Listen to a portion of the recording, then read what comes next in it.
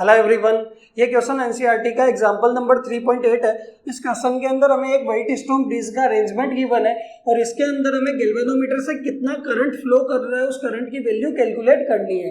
तो देखो हमारे पास ये जो व्हाइट स्टोन ब्रिज है वो अनबैलेंस्ड व्हाइट स्टोन ब्रिज है। अनबैलेंस्ड का मतलब है कि यहाँ पे रेजिस्टेंस का रेशियो इक्वल नहीं है, क्योंकि अगर रेजिस्टेंस का रेशियो इक्वल होता तो गैल्वेनोमीटर में करंट कितना जाता, 0। बट यहाँ पे देखोगे तो रेजिस्टेंस का रेशियो इक्वल नहीं है, तो गैल्वेनोमीटर में करंट 0 नहीं जा रहा और कितना करंट उससे जा रहा है, कितना करंट फ्लो कर रहा है, उस करंट की वैल्यू ही हमें कैलकुलेट करनी है। ठीक है, तो देखो हम कैसे चेक कर सकते हैं कि आपको जो गिवन व्हाइट स्टोन ब्रिज है वो बैलेंस्ड है या फिर नहीं है। ठीक है, तो इसके अंदर हम क्या करेंगे, रेजिस्टेंस का रेशियो निकालेंगे। ऊपर वाले दोनों रेजिस्टेंस का रेशियो निकालेंगे तो कितना आएगा, 100/10, और नीचे वाले दोनों का रेजिस्टेंस का रेशियो कितना आएगा, 60/5। यानी ये तो 10 आएगा और ये कितना आएगा, 12 आएगा, और दोनों आपस में क्या होंगे, इक्वल नहीं होने वाले। और दोनों इक्वल नहीं है तो गैल्वेनोमीटर में करंट 0 नहीं होगा, करंट की कुछ ना कुछ वैल्यू आने वाली है और वही वैल्यू हमें क्या करनी है, कैलकुलेट करनी है। तो देखो इसको कैसे सोल्व करेंगे, तो इसके अंदर हम लगाएंगे केवीएल, किरचॉफ वोल्टेज लॉ। ठीक है, और केवीएल लगाने के लिए हमें क्या करना पड़ेगा, पूरे सर्किट में करंट डिस्ट्रीब्यूट करना पड़ेगा, करंट डिवाइड करना पड़ेगा। और आपको न्यूमेरिकल के अंदर, एनसीईआरटी के अंदर इसमें करंट डिवाइडेड गिवन था, हर एक ब्रांच में कितना करंट जा रहा है वो आपको गिवन था, बट मैंने यहाँ पे नहीं लिया है क्योंकि आपको करंट डिवाइड करना आना चाहिए कि अदर न्यूमेरिकल्स में अगर आपको नहीं गिवन होगा तो वहाँ आप इजीली डिवाइड कर सकते हो, करंट डिस्ट्रीब्यूट कर सकते हो। तो देखो इसके अंदर हम कंसिडर करते हैं कि आपके पास यहाँ पे सेल है जिसका ईएमएफ है 10 वोल्ट। ठीक है, और यहाँ से क्या होगा, करंट निकलने वाला है, कितना नेट करंट निकलेगा, आई। और वो आई करंट जैसे ही इस जंक्शन ए पे पहुंचेगा तो वो दो पार्ट के अंदर क्या हो जाएगा, डिवाइड हो जाएगा। तो यहाँ पे मान लेते हैं कि यहाँ पे करंट डिवाइड होगा, जाएगा I1 और इधर जाएगा कितना, I2। ठीक है, तो अगर इस जंक्शन ए पे देखोगे तो I एंटर कर रहा है और लीव कितना कर रहा है, I1 और I2। यानी आप लिख सकते हो केसीएल से कि I किसके बराबर होगा, I1 प्लस I2 के, कि एंट्रिंग बराबर होगा लीविंग के सम के। बताओ क्लियर है। ठीक है, यहाँ पे I1 जा रहा है इधर और इधर कितना जा रहा है, I2 जा रहा है। ये आपके पास पॉजिटिव होगा क्योंकि करंट एंटर करता है पॉजिटिव में और लीव करता है नेगेटिव से। क्लियर है, ये होगा पॉजिटिव टू नेगेटिव। यहाँ पे आपके पास करंट पहुंच चुका है कितना, I1। ठीक है, यहाँ पे करंट आ गया है कितना, I2। बताओ क्लियर है यहाँ तक। ठीक है, जैसे इस जंक्शन बी पे I1 एंटर करेगा तो एक करंट यहाँ से नीचे की तरफ निकलेगा, कौन सा, गैल्वेनोमीटर का IG। ठीक है, तो बचा हुआ I1 में से IG नीचे चला जाएगा तो बचा हुआ करंट किधर जाएगा, इधर की तरफ, I1 माइनस IG। ठीक है, ये नीचे जा रहा है तो ये पॉजिटिव और ये क्या होगा, नेगेटिव। यहाँ पे करंट कौन सा आ जाएगा, वो आ जाएगा आपके पास IG। क्लियर है, ये पॉजिटिव और ये नेगेटिव, यहाँ पे भी करंट कितना आ जाएगा, वो आ जाएगा I1 माइनस IG। क्लियर है, यहाँ से अगर आप देखोगे तो डी जंक्शन के ऊपर I2 भी एंटर कर रहा है और IG भी एंटर कर रहा है, तो लीव क्या करेगा, इन दोनों का सम। ठीक है, तो यहाँ पे कितना जाएगा, I2 प्लस IG, ये पॉजिटिव और ये क्या हो जाएगा, नेगेटिव। क्लियर है, यहाँ पे करंट कितना आ जाएगा, I2 प्लस IG। ठीक है, सी जंक्शन पे अगर आप देखोगे तो ये दोनों एंटर कर रहे हैं तो लीव कितना करेगा, इनका सम, और वो कितना होगा, I1 minus IG plus I2 plus IG। तो माइनस का IG प्लस IG कैंसिल हो जाएगा तो करंट कितना आएगा, I1 प्लस I2, और वो किसके बराबर होगा, I के, यानी नेट करंट। जितना करंट सेल के पॉजिटिव से निकला उतना का उतना करंट वापस नेगेटिव में जा रहा है। इसका मतलब आपने इसके अंदर करंट डिस्ट्रीब्यूट आपका सही किया है, डिस्ट्रीब्यूशन सही है, करंट आपका एकदम करेक्टली डिस्ट्रीब्यूट हुआ है। बताओ क्लियर है। ठीक है, अब हम क्या करेंगे, हम केवीएल अप्लाई करेंगे।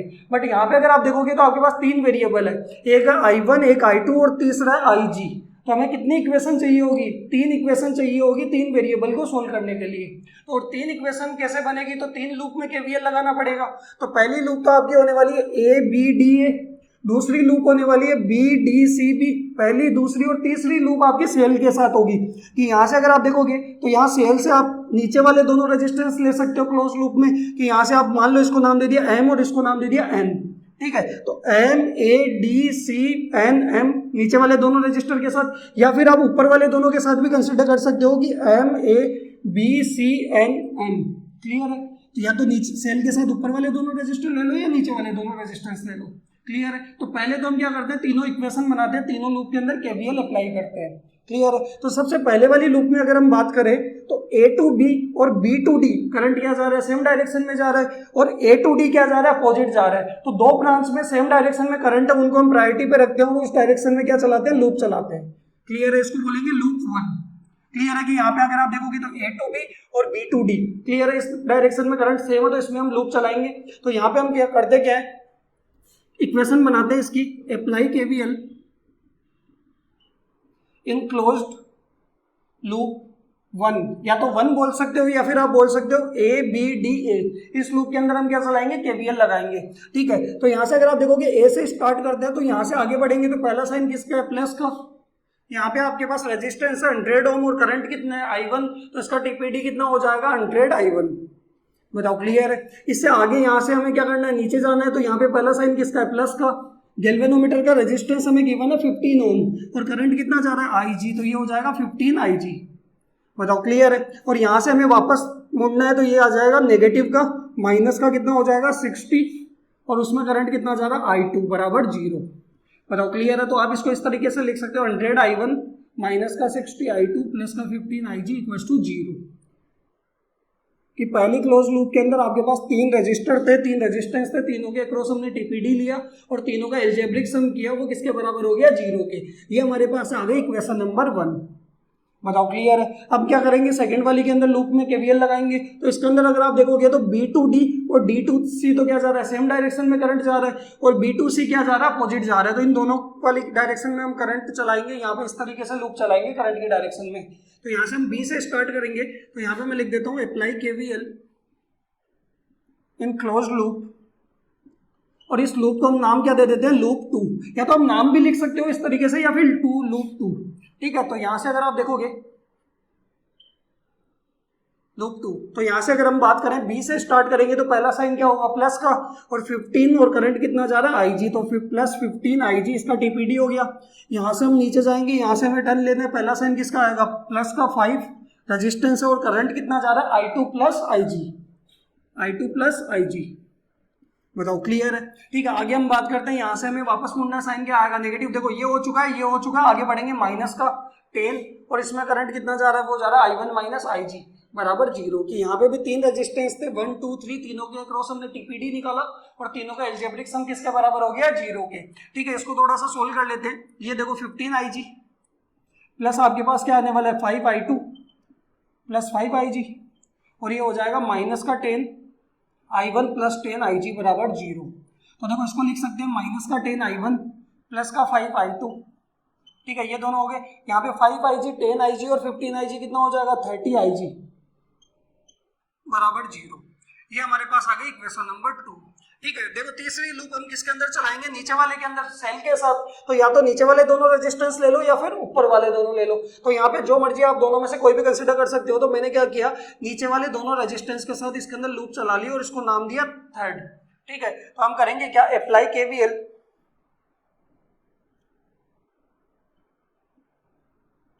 In close loop 3। या तो 3 बोल दो या फिर क्या नाम बोलोगे, सेल के बाद से स्टार्ट करेंगे तो MADCNM, एम से स्टार्ट हो गया, एम पे वापस आ गए, मतलब क्लोज लूप में। ठीक है, तो यहाँ पे हम क्या करेंगे, इसके अंदर बैटरी को छोड़ दो, आगे से बढ़ेंगे, स्टार्ट करेंगे। तो यहाँ से देखो पहला साइन क्या आएगा, पहला रेजिस्टेंस यहाँ पे, तो पॉजिटिव 60 और करंट कितना जा रहा है I2। यहाँ से आगे बढ़ेंगे, यहाँ से वापस इधर जाना है तो प्लस का 5 और ये कितना होने वाला है I2 प्लस IG। क्लियर है। और यहाँ से वापस आपके पास कितना आने वाला है, नीचे जाओगे वापस माइनस का 10 इक्वल्स टू 0। बताओ क्लियर है। तो यहाँ से अगर आप देखोगे तो ये तो हो जाएगा आपके पास 60 I2 और ये 5 I2, तो कितना हो जाएगा 65 I2, ये 5 IG और इक्वल्स टू हम कितना लिख सकते हैं 10। बताओ, ये आ गई इक्वेशन नंबर 3। बताओ यहाँ तक क्लियर है। अब हम करेंगे क्या कि हमें IG की वैल्यू निकालनी है। तो IG की वैल्यू निकालनी है तो पहले इक्वेशन 1 और 2 के अंदर हम एलिमिनेशन रूल लगाएंगे, दोनों को सोल्व करेंगे और I1 को क्या कर देंगे, कैंसिल कर देंगे। तो I1 को एलिमिनेट कर देंगे तो हमारे पास इक्वेशन आएगी वो I2 और IG की फॉर्म में आएगी। ठीक है, वो I2 और IG की फॉर्म में जो भी इक्वेशन आएगी उसको इस इक्वेशन 3 के साथ सोल्व करेंगे, I2 को कैंसिल करेंगे तो हमारे पास IG की वैल्यू आ जाएगी और वही हमें क्या करनी थी, कैलकुलेट करनी थी। तो पहले हम इक्वेशन 1 और 3 के अंदर क्या करते हैं, I1 को एलिमिनेट करते हैं। ठीक है, तो अगर देखो ये डायग्राम आपका कोई काम का नहीं है, डायग्राम से हमने तीनों इक्वेशन बना ली। आपको भी जब भी इस तरीके का क्वेश्चन आए तो पहले 1, 2 और 3 तीनों लूप के अंदर आपको क्या निकालनी है, केवीएल लगा के इक्वेशन निकालनी है, फिर तीनों इक्वेशन को आपको सोल्व करना है। ठीक है, तो यहाँ पे अगर हम बात करें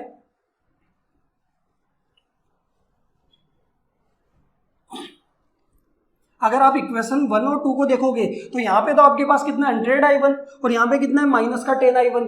ठीक है, तो यहाँ पे अगर इसको मैं 10 से मल्टीप्लाई कर दूं, ये प्लस का ये माइनस का, और दोनों इक्वेशन को ऐड कर दे कि इक्वेशन 2 को 10 से मल्टीप्लाई करके 1 में ऐड कर दे तो I1 क्या हो जाएगा, कैंसिल हो जाएगा। और इक्वेशन आ जाएगी I2 की फॉर्म में। तो हम करते क्या है, इक्वेशन 1 के अंदर ऐड करते हैं किसको, इक्वेशन 2 को, और मल्टीप्लाई बाई कितना 10, कि इक्वेशन 2 को 10 से मल्टीप्लाई करके ऐड कर देंगे। तो यहाँ से अगर आप देखोगे तो ये तो 100I1 और माइनस 60I2 प्लस का 15IG इक्वल्स टू कितना आ जाएगा 0। क्लियर है। इसको 100 से मल्टीप्लाई करेंगे, 10 से मल्टीप्लाई करेंगे तो 100I1, ये आपके पास होगा प्लस का 50I2 और ये आने वाला है प्लस का 300IG। 10 से मल्टीप्लाई किया तो ये आपके पास, और दोनों को ऐड करना है तो I1 तो क्या हो गया, कैंसिल हो गया। यहाँ पे आपके पास क्या बचा, आपके पास आ रहा है माइनस का 10I2 और ये प्लस का 315IG बराबर 0। ये आपके पास आ गया इक्वेशन नंबर 4। अगर आप देखोगे इक्वेशन 3 भी आपके पास किस फॉर्म में है, I2 और IG की फॉर्म में, और इक्वेशन 4 भी I2 और IG की फॉर्म में। तो अब हम करेंगे क्या कि हम I2 को कैंसिल कर देते हैं, एलिमिनेट करते हैं। तो I2 को यहाँ 10I2 है और यहाँ पे कितना है आपके पास 65I2 है। तो अगर मैं इसको 2 से मल्टीप्लाई करूँ और इसको 13 से मल्टीप्लाई करूँ तो दोनों में क्या हो जाएगा 130I2 हो जाएगा। I2 से I2 दोनों को ऐड कर देंगे, एक प्लस में एक माइनस में, दोनों कैंसिल हो जाएंगे और IG की फॉर्म में हमारे पास इक्वेशन आएगी, यानी IG की वैल्यू आ जाएगी। क्लियर है। तो हम करते क्या है कि इक्वेशन 4 को तो मल्टीप्लाई कर लेते हैं किससे, इक्वेशन 3 को तो मल्टीप्लाई कर लेते हैं किससे 2 से, ठीक है, और ऐड करेंगे इक्वेशन 4 को मल्टीप्लाई करके 13 से। बताओ क्लियर है। तो यहाँ से अगर आप देखोगे इक्वेशन 3 तो हो जाएगा 2 इंटू 65I2 प्लस 5IG और ये इक्वेशन टू कितना आएगा 10, ये आने वाला है। और आपके पास ये होने वाला है कितना 13 माइनस का 10I2 प्लस का 315IG और इक्वेशन टू 0। ठीक है, दोनों को यहाँ पे अगर आप देखोगे तो आपके पास इक्वेशन क्या बनने वाली है, ये तो हो जाएगा 130I2, ये हो जाएगा आपके पास 10IG इक्वेशन टू 20। ठीक है, और ये हो जाएगा आपके पास 130 माइनस का I2 और 315 को हम 13 से मल्टीप्लाई करेंगे तो कितना आएगा 315 इंटू 13, 3 5 जा 15, 1 4 9, ये 5 1 3, तो ये 5904,095। तो आपके पास कितना आने वाला है 4095IG और इक्वल्स टू कितना 0, और ये ऐड करेंगे तो ये तो क्या होंगे कैंसिल हो जाएंगे, और यहाँ पे आपके पास कितना आ जाएगा, ये आ जाएगा 4105IG इक्वल्स टू 20। तो IG की वैल्यू आपके पास कितनी आ जाएगी, IG की वैल्यू आ जाएगी 20/4105 एम्पियर। इतना करंट क्या होने वाला है गैल्वेनोमीटर से फ्लो करने वाला है। बताओ क्लियर है यहाँ तक। ठीक है, तो जब भी इस तरीके के क्वेश्चन आए 3 इक्वेशन बनेगी, तीनों इक्वेशन में से पहले दोनों को आप सॉल्व करो। ठीक है, आप देख लो कि कौन सी फॉर्म के अंदर, अगर यहाँ I1 की फॉर्म में होता, अगर ऊपर वाले दोनों रेजिस्टेंस से आपने लूप चलाई होती, ठीक है, KVL लगाया होता तो यहाँ I1 की फॉर्म में आता। तो यहाँ पे आपको इन दोनों इक्वेशन को सोल्व करके I2 को एलिमिनेट करना होता, I1 की फॉर्म में इक्वेशन आती फोर्थ, और फिर थर्ड और फोर्थ को सोल्व करते तो IG की वैल्यू आ जाती। बताओ क्लियर है यहाँ तक। Okay, thank you.